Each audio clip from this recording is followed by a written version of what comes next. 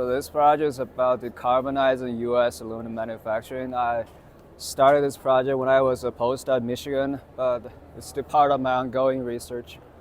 So aluminum is the world's second used metal. It comes to half the carbon footprint.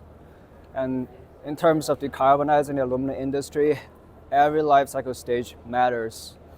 That's why for this project, we built a system model of the U.S. aluminum supply chain.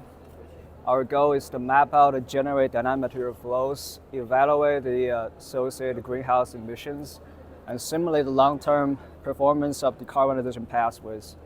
So the system is divided into 5 stages, from sourcing raw materials, processing metals, casting of alloys, forming of the semi-components, all the way down to fabricating of end-use products. So thanks to the data provided by the U.S. Aluminum Association, we're able to map out the 2020 aluminum flows onto our modeling framework. And with that, we're able to calculate emissions associated with each supply chain stage. In particular, we can further break down the import emissions into different feedstock.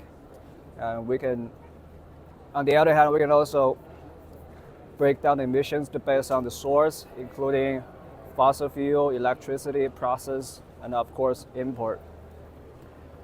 Apart from that, my models allows us to evaluate the cradle to gate carbon footprint of each flow all the way up to the raw materials.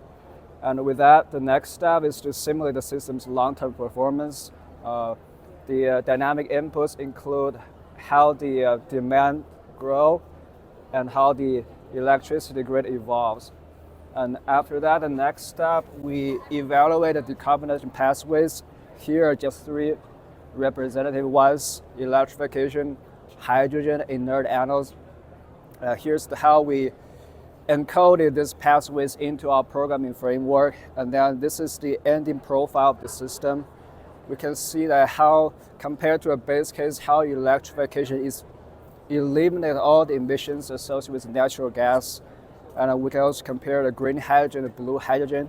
Both work, but just to varying degree. So that brings me to the end of my presentation.